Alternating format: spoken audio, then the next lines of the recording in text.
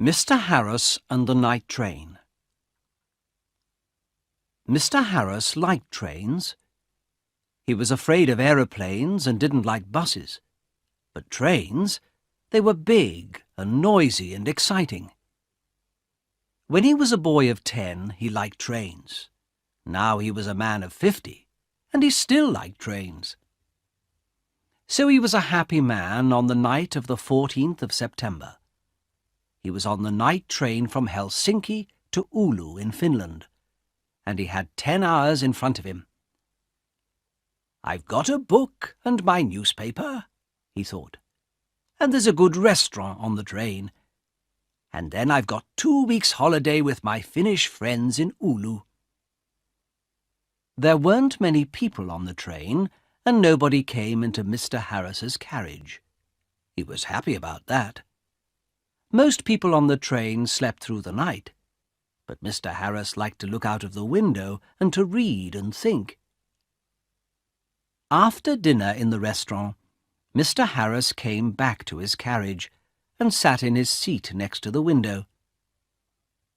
For an hour or two he watched the trees and lakes of Finland out of the window. Then it began to get dark, so he opened his book and began to read. At midnight the train stopped at the small station of Ottawa. Mr. Harris looked out of the window, but he saw nobody. The train moved away from the station into the black night again. Then the door of Mr. Harris's carriage opened, and 2 people came in, a young man and a young woman. The young woman was angry. She closed the door and shouted at the man, "Carl! You can't do this to me!" The young man laughed loudly and sat down. Mr. Harris was a small, quiet man. He wore quiet clothes, and he had a quiet voice. He did not like noisy people and loud voices, so he was not pleased. "Young people are always noisy," he thought. "Why can't they talk quietly?" He put his book down and closed his eyes. But he could not sleep, because the 2 young people didn't stop talking. The young woman sat down and said in a quieter voice, "Carl, you're my brother, and I love you. But please listen to me. You can't take my diamond necklace. Give it back to me now, please." Carl smiled. "No, Elena," he said.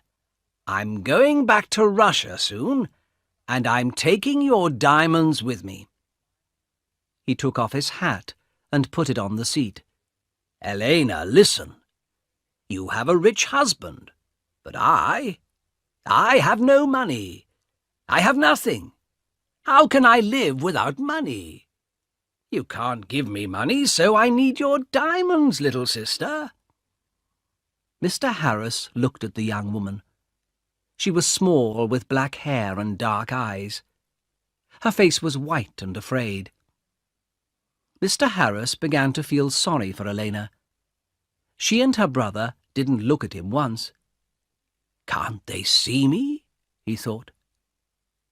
"Carl," Elena said. Her voice was very quiet now, and Mr. Harris listened carefully. "You came to dinner at our house tonight, and you went to my room and took my diamond necklace. How could you do that to me?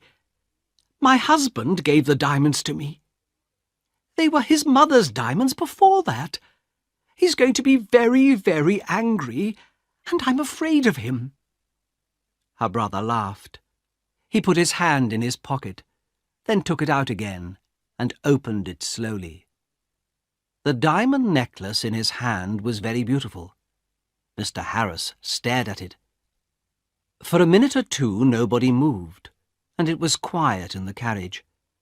There was only the noise of the train, and it went quickly on through the dark, cold night.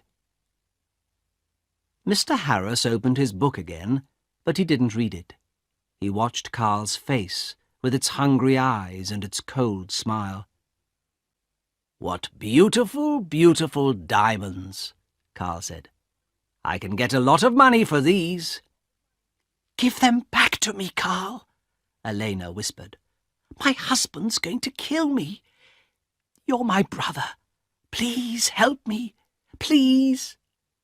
Carl laughed again, and Mr. Harris wanted to hit him. "Go home, little sister," Carl said. "I'm not going to give the diamonds back to you. Go home to your angry husband." Suddenly there was a knife in the young woman's hand, a long, bright knife. Mr. Harris watched with his mouth open. He couldn't speak or move. "Give the diamonds back to me," Elena cried, "or I'm going to kill you." Her hand on the knife was white. Carl laughed and laughed. "What a sister," he said. "What a kind, sweet sister. No, they're my diamonds now. Put your knife away, little sister." But the knife in the white hand moved quickly, up, then down. There was a long, terrible cry, and Carl's body fell slowly onto the seat. The colour of the seat began to change to red, and the diamond necklace fell from Carl's hand onto the floor. Elena's face was white. "Oh, no," she whispered. "Carl, come back. Come back. I didn't want to kill you." But Carl didn't answer, and the red blood ran slowly over the floor. Elena put her head in her hands, and again in the carriage there was a long, terrible cry. Mr. Harris's face was white too. He opened his mouth, but he couldn't speak. He stood up and carefully moved to the door. The young woman was quiet now. She didn't move or look up at Mr. Harris. In the corridor, Mr. Harris ran. The guard was at the back of the train, and Mr. Harris got there in half a minute. "Quickly," Mr. Harris said. "Come quickly. An accident. A young woman. Oh, dear. Her brother he's dead." The guard ran with Mr. Harris back to the carriage. Mr. Harris opened the door, and they went inside. There was no dead body of a young man.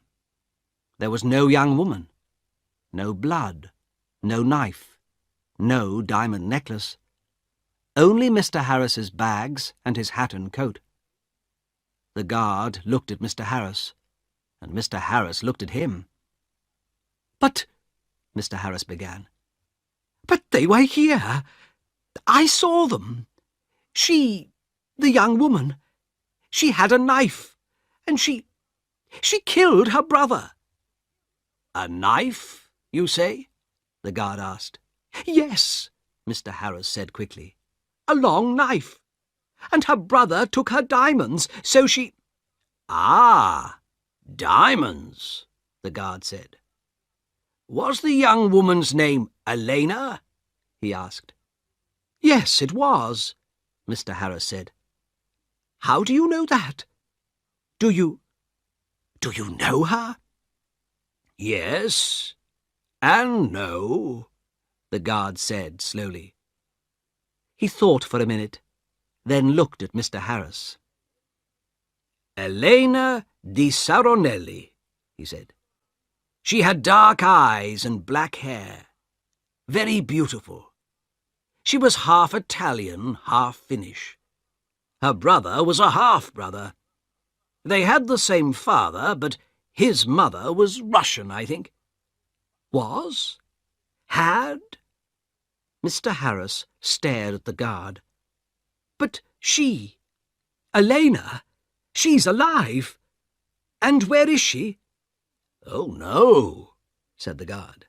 "Elena di Saronelli died about 80 years ago. After she killed her brother with a knife, she jumped off the train and died at once. It was near here, I think." He looked out of the window into the night.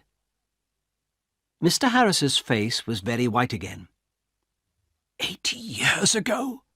he whispered. "What are you saying? Were she and her brother—" "But I saw them."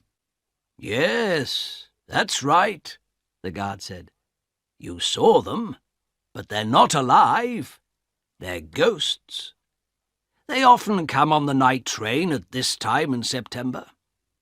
I never see them, but somebody saw them last year. A man and his wife. They were very unhappy about it. But what can I do? I can't stop Elena and Carl coming on the train." The guard looked at Mr. Harris's white face. "You need a drink," he said. "Come and have a vodka with me." Mr. Harris didn't usually drink vodka, but he felt afraid. When he closed his eyes, he could see again Elena's long knife and could hear her terrible cry. So he went with the guard to the back of the train. After the vodka, Mr. Harris felt better. He didn't want to sleep, and the guard was happy to talk. So Mr. Harris stayed with the guard and didn't go back to his carriage.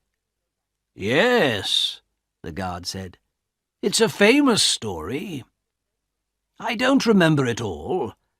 It happened a long time ago, of course. Elena's father was a famous man here in Finland. He was very rich once, but he had 3 or 4 wives and about 8 children. And he liked the good things of life, so there wasn't much money for the children. Carl, the oldest son, was a bad man, people say. He wanted an easy life and money in his hand all the time." The train hurried on to Oulu through the black night, and the guard drank some more vodka.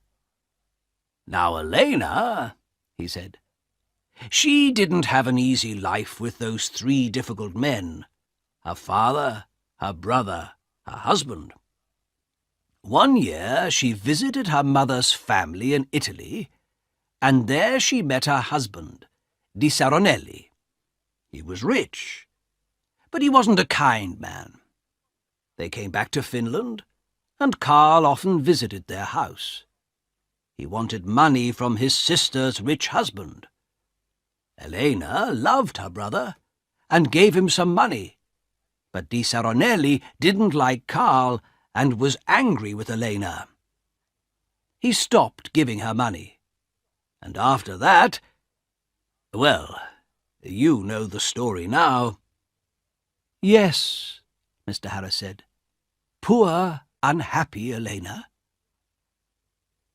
Mr. Harris stayed with his friends in Oulu for 2 weeks. They were quiet weeks, and Mr. Harris had a good holiday. But he took the bus back to Helsinki. The bus was slow, and there were a lot of people on it, but Mr. Harris was very happy. He didn't want to take the night train across Finland again.